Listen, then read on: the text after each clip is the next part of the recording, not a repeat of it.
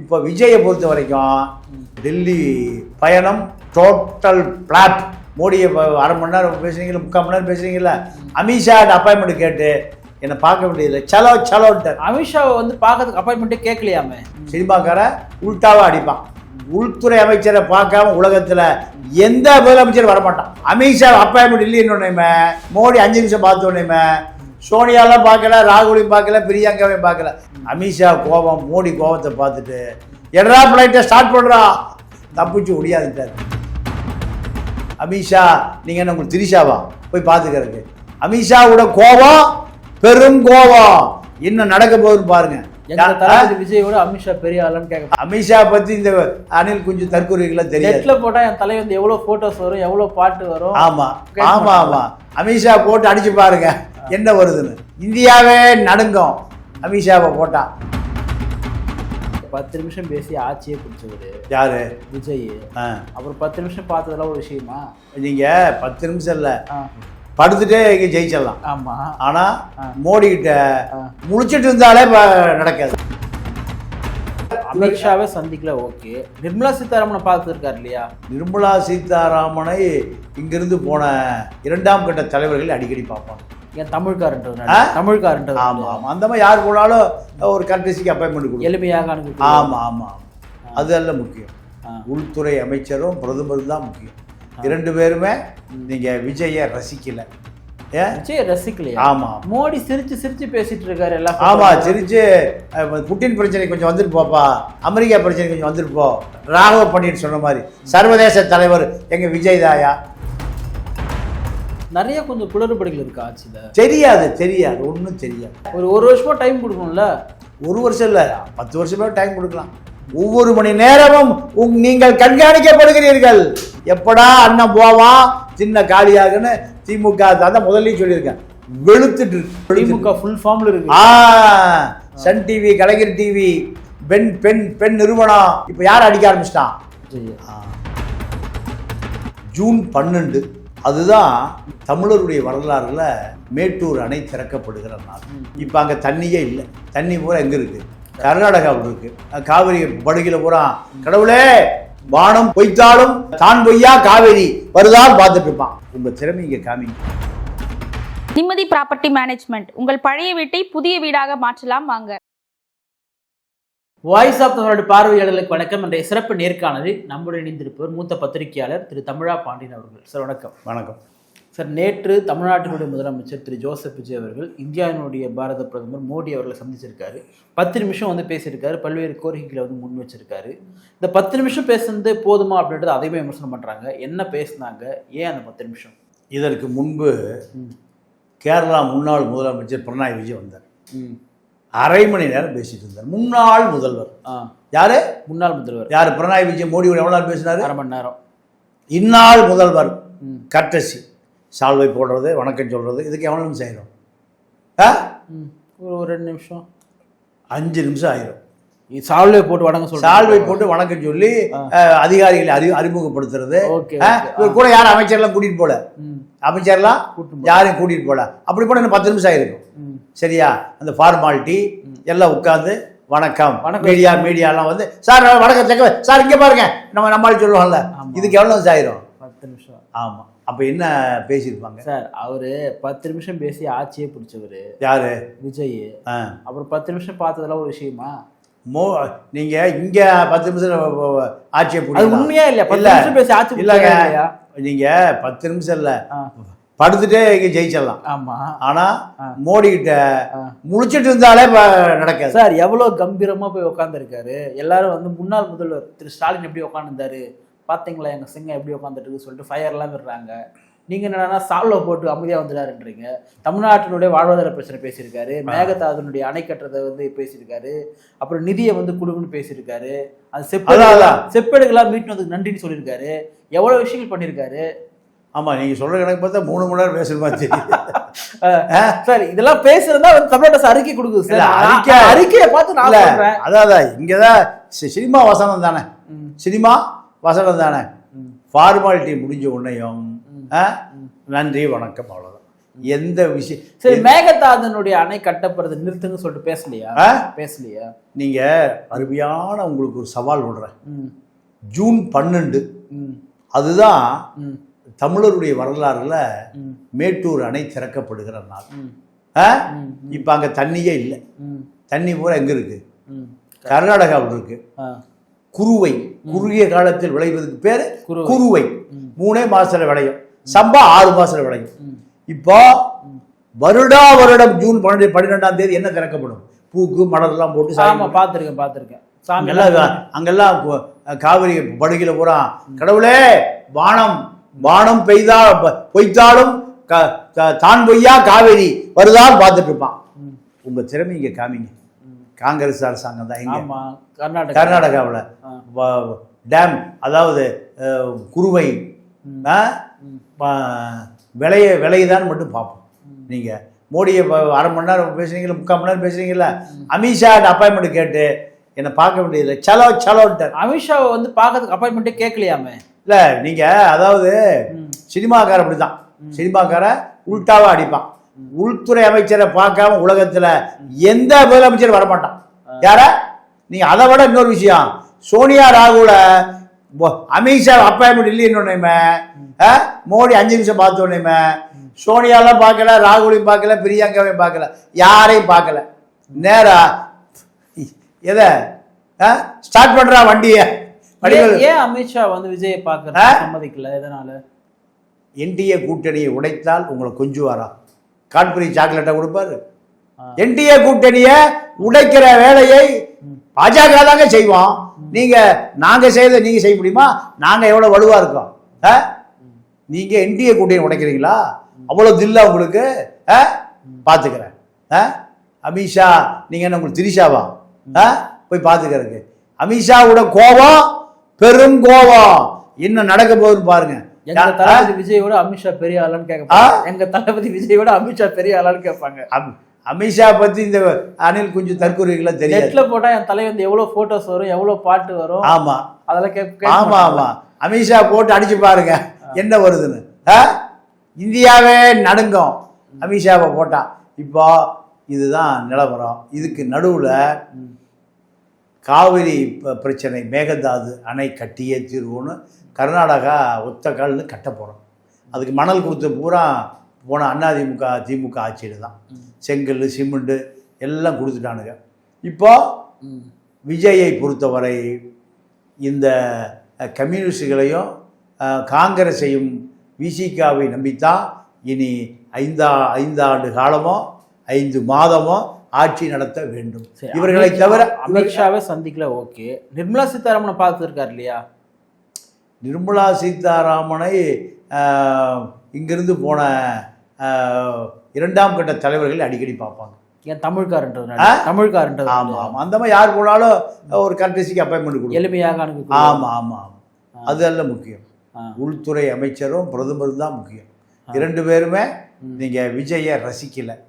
விஜய் ரசிக்கலையா? ஆமா, மோடி சிரிச்சு பேசிட்டு இருக்காரு எல்லாம். ஆமா, சிரிச்சு புட்டின் பிரச்சனை கொஞ்சம் வந்துட்டு போப்பா, அமெரிக்கா பிரச்சனை கொஞ்சம் வந்துட்டு போ, நம்ம ராகவ் பண்ணிட்டு சொன்ன மாதிரி சர்வதேச தலைவர் எங்க விஜய் தாயா. இன்னைக்கு ஒரு தேசிய தலைவரை விஜய் உருவெடுத்திருக்காருன்றது உண்மைதானே? இந்தியாவில் வந்து ஒரு 5 கட்சியில இன்னைக்கு முக்கியமான கட்சியை தாவைக்க வந்துருச்சு. நாளைக்கு பார்ட்டி எலெக்ஷன் வந்தா யாரு பிரதமர் தேர்ந்தெடுக்கிறதுல இவங்க தானே பெரும் பங்கு இருக்கு. டெல்டால ஓட்டே இல்லை. யாருக்கு? விஜய்க்கு. டெல்டாக்கு ஜெயிச்சிருக்காங்களா? இல்ல. திருநெல்வேலிக்கு கீழே பெருசா 108 சீட் வச்சிருக்காங்களா சார்? இருக்கு சார். எதிர் சீட் எவ்வளவு? 234. 108 கழிங்க. எம்பி எலெக்ஷன்ல வந்து கண்டிப்பா விஜய் சாதகமா. எம்பி எலெக்ஷன்ல நீங்க ஜனாதிபதி எலெக்ஷன்ல நீங்க நின்றுருவீங்க. இதெல்லாம் கம்மி. அப்போ நீங்க இந்த 6 மாசம் ஓடுமான்னு முதல்ல பாருங்க. ஒரு அமைச்சரை கூட்டிட்டு போய், எப்பவுமே நிதி அமைச்சரும் கூட போகணும். எங்க? டெல்லிக்கு போகிற பொழுது நிதி அமைச்சரும் பிரதமரை பார்க்கிற அந்த பட்டியலில் இடம்பெற வேண்டும். அதான் மரபு. University owner. அப்ப அந்த பழைய ரேட்டுல எல்லாம் கணக்கு முடிச்சியா? இல்ல ஜேபிஆர் கதை என்ன? அந்த யூனிவர்சிட்டி என்ன கணக்கு? ஐயா, மரிய வில்சன் நிர்வாகம் பல பல்கலைக்கழகங்களை நடத்திட்டு இருக்காங்க. ஜேபிஆர் வட சென்னையில் சைக்கிள் ரிக்ஷாவில் சாராயம் வித்தாள், திருநெல்வேலியில் போலீஸ்காரராக இருந்த பால்ராஜ் தப்பி பம்பாய்க்கு ஏன் ஓடினார்னு பல கதை இருக்குது. வில்சன் மரிய வில்சனை அண்ணன் பொண்டாட்டிங்க விரவு கட்டையில் அடிக்கிறதா வீடியோலாம் வந்து பார்த்தீங்களா? வீடியோ பார்த்தீங்களா இல்லையா? ஆமாம், மோடிக்கு அதெல்லாம் பிரச்சனை. ஆமாங்க, ஃபேமிலி தான் அடிச்சே கொள்ளலாம், அடித்து மண்டை கண்டே உடைச்சி அங்கேயே புதைச்சிடலாம். ஜக்கி ஆசிரமத்துக்கு சுடுகாடு வச்சிருக்காரு. சார் நீங்கள் அவங்களுடைய அமைச்சர்களில் ரொம்ப குறைவாக சொல்கிறீங்க. இப்போ கூட அவங்களுடைய தொழில்துறை அமைச்சர் ஒரு பெண் அமைச்சர் கீர்த்தனா, அவங்க வீடியோ நீங்க பாத்தீங்களா? எவ்வளவு ஒரு சூப்பரா இங்கிலீஷ்ல ஃப்ளூயன்சியா பேசி. இல்ல அதெல்லாம் நம்ம தலைவர் இல்ல அதெல்லாம் நான் குறைய சொல்ல. அவங்க அப்பா ஒரு லாரி டிரைவர், அவரை இப்பதான் லாரிக்கு போறதை நிறுத்தியிருக்காரு. நான் அதெல்லாம் பாராட்டுறேன், அதெல்லாம் குறையே சொல்ல முடியாது. தமிழ் சமூகம் அடுத்த கட்டத்துக்கு நகர்ந்துருக்கு.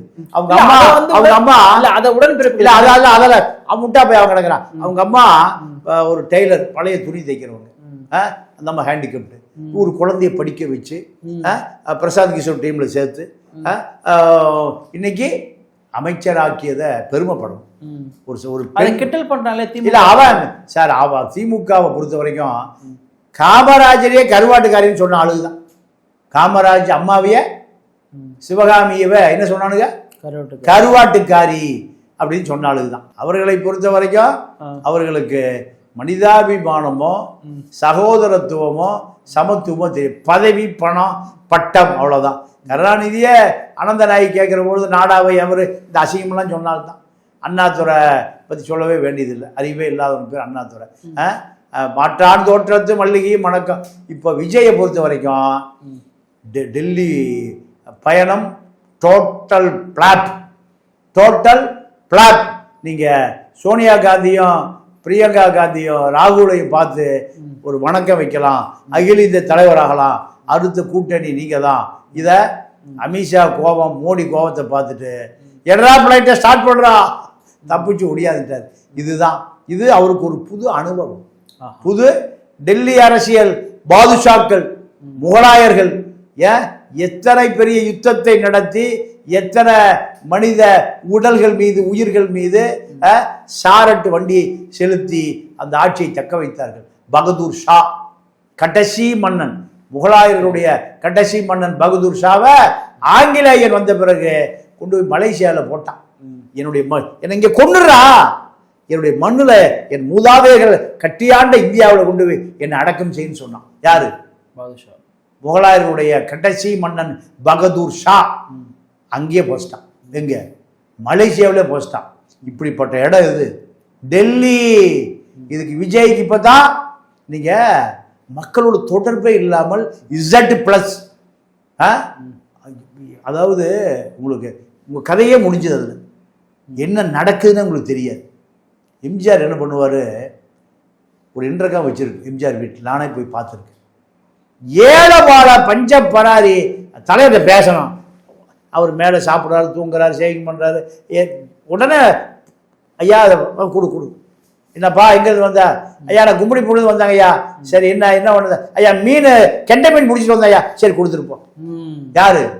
எம்ஜிஆர் ராமாபுரம் தோட்டத்துக்கு யார் போனாலும் பார்க்கலாம், ஏழவாளையெல்லாம் பார்க்கலாம், ஒரு ரகசியங்களையும் பார்க்கலாம். நீங்க நாஞ்சில் மனோகரன்னு எம்ஜிஆருக்கு 2ஆம் இடத்துல இருந்தார். அவர் யாருன்னா நாடாளுமன்ற உறுப்பினர், மந்திரக்கோள் மைனர், இந்திரா காந்திக்கு ரொம்ப நெருக்கமானவர், குவாலியர் ராணி ராஜமாதா சிந்தியாவுக்கு நெருக்கமானவர். அவர் தான் வீடு கட்டி கொடுத்தாங்க அந்த அம்மா.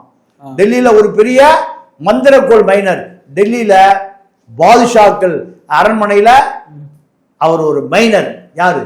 எம்ஜிஆர் ஆட்சியை கவிழ்க்கிற போது இந்திரா காந்தி கூப்பிட்டு எம்எல்ஏக்கள் உனக்கு சப்போர்ட் பண்ணுவாங்களா, நீ உன சிஎமாக்குறது, பேச்சாளர் அல்ல, எவ்வளவு பெரிய ஆள் பாருங்க. அப்போ அம்மா எல்லாம் விசில் அடிச்சா குஞ்சுங்க, எனக்கு சப்போர்ட் பண்ண மாட்டாங்க அப்படின்னு சொல்லி இந்த ரகசியத்தை எம்ஜிஆர் சொல்லாதனாலதான் திமுக போனார். அப்போ திமுக போறதுக்கு முடிவு பண்ணிட்டார். யாரு? நாஞ்சில் மனோகர. எம்ஏஎம் ராமசாமி செட்டியார ரகசியமா 12 மணிக்கு சந்திக்க போறார். யார? எம்ஏஎம் ராமசாமி செட்டியார் கருணாநிதிக்கான ஆளு சந்திக்க போறார்.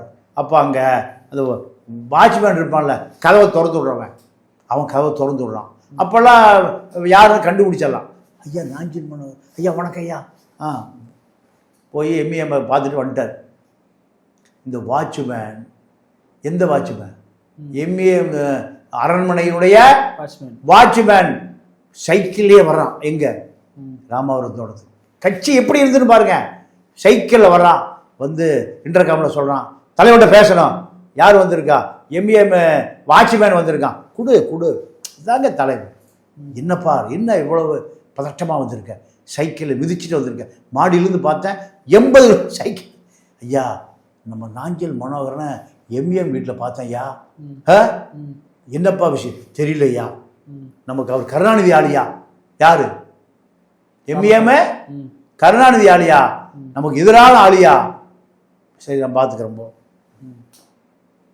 நாஞ்சில் மனோகர் அன்னைக்கு காலையில் விருந்துக்கு வர்றார். விருந்துக்கு வரும்போது விருந்தெல்லாம் எம்ஜிஆர் ஸ்டைலு அதுதான்.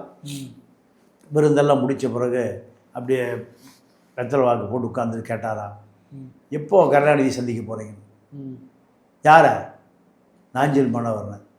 நாஞ்சில் மனோகரன் அதிர்ச்சி ஆயிட்டார். நம்ம ராத்திரி 12 மணிக்கு எம்ஏஎம் வீட்டுக்கு போனதை எப்படி இவருக்கு தெரியும்? சொன்னது யாரு? வாட்ச்மேன். இதுதான் அரசியல். நீங்கள் அரவிந்த் கெஜ்ரிவால் வாக்கிங் போகும்போதே மனு வாங்கிட்டு போவார். பார்த்துருக்கீங்களா? அதே போல் ஹிக்டேன்னு ஒரு சிஎம் இருந்தார் கர்நாடகாவில். காலையில் வாக்கிங் போகும்போதே நிறைய மனு வாங்குவார். இப்படி ஜெயலலிதாவுக்கு பல மனுக்கள் தலைமை கழகத்தில் போடப்பட்ட மனுக்கள் பூங்குன்றன் வழியாக ஜெயலலிதாவுக்கு போயிடும்.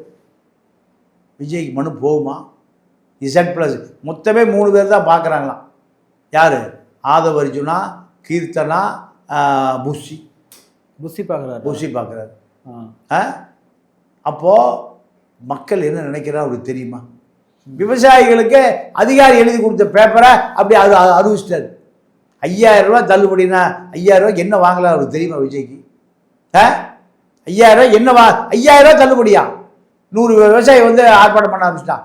அத்தனை விவசாயிகளும் அப்படியே எகஸ்ட்ரா போயிட்டான். எடப்பாடி ஒரு விவசாயி. நிறைய கொஞ்சம் குளறுபடிகள் இருக்கு ஆட்சியில். தெரியாது ஒன்றும் தெரியாது யாருக்கு. நீங்கள் ஒரு வருஷமா டைம் கொடுக்கணும்ல. 1 வருஷம் இல்லை, 10 வருஷமே டைம் கொடுக்கலாம். ஒவ்வொரு மணி நேரமும் நீங்கள் கண்காணிக்கப்படுகிறீர்கள். ஒவ்வொரு நிமிஷமும் எப்படா அண்ணன் போவான் சின்ன காலியாகன்னு திமுக தான் முதல்ல சொல்லியிருக்கேன். வெளுத்துட்டு இருக்கு. திமுக ஃபுல் ஃபார்ம்ல இருக்கு. சன் டிவி, கலைஞர் டிவி, பெண் நிறுவனம், அச்சு ஊடகம், காட்சி ஊடகம் எல்லாம் பழைய படத்தை இறக்கிட்டாங்க. எப்படி திமுக ஆட்சிக்கு வருவதற்கு லாபி செய்த அந்த வளையொலி அந்த ஆட்கள் பூரா இப்ப யார் அடிக்க ஆரம்பிச்சிட்டான்? 2 பக்கமும் அவர் சமாளிக்க வேண்டியதா இருக்கும். மத்தியிலையும் சமாளிக்க வேண்டியதா இருக்கு, திமுக சமாளிக்க வேண்டியதா இருக்கா? இல்லை நேரு நேற்று ஒன்று சொல்லியிருக்காரு, இந்த மாதிரி வந்து நம்ம கூட்டணி கட்சியில நம்மள ரொம்ப சங்கடப்படுத்துறாங்க. இப்பயும் அவர் தங்களை கூட்டணி கட்சியாக நினச்சிட்டு இருக்காரு நேரு. இல்லை நேரு அவர் காந்தி கூட்டணி. ஆமாம், அவருக்கு அதை தவிர எதுவும் தெரியாது. அவர் திருச்சி குன்னத்தில் நடந்த சண்டை சொல்றாரு. குன்னத்தில் நடந்த சண்டை அதெல்லாம் முடிஞ்சு போய் எப்போ காலாகி போச்சு. அவருக்கு இப்போ தான் தூங்கி எந்திரிச்சு ஒருவேளை இப்போ தான் நேற்று சண்டை நடந்தோம். அவரெல்லாம் பாவம், அவருக்கு அரசியல் தெரியாதுங்க. மூட்டையே வாங்கி வைப்பார், பாதியை கொண்டு துர்காடு கொடுத்துட்டு வருவார். அதுதான் அவருக்கு தெரியும். அவருக்கு அவர் எதிர்பார்க்கறது தப்பு. அவருக்கு என்ன தெரியும்? உதயநிதி படித்து பேப்பர் கொடுக்குற வாங்கி பத்திரம் வச்சார் பார்த்தீங்களா? அதுதான் அவருக்கு தெரியும். திருச்சியில் எங்கே இடம் இருக்குது, ரியல் எஸ்டேட் இருக்குது, எங்கே காலி இடம் இருக்குது, எங்கே அனாமத்து இடம் இருக்குது, அதெல்லாம் பட்டா போடலாம். பட்டா போட்டு தம்பியை அறுத்தே கொண்டு விட்டானுங்க. இன்னும் அடுத்த தாலியை அறுத்துட்டு தான் இருக்கார். நேரு ரெட்டியார். அங்கே தலித் அரசியல், கள்ளர் அரசியல், முத்தரையர் அரசியல். ரெட்டியார் தான் அங்கே தலைவர். விளங்குமா? திமுக முடிஞ்சு போச்சு. ஓகே சார், நிகழ்ச்சியில் பங்கேற்று பல்வேறு கருத்துக்களை பகிர்ந்து. நன்றி, வணக்கம்.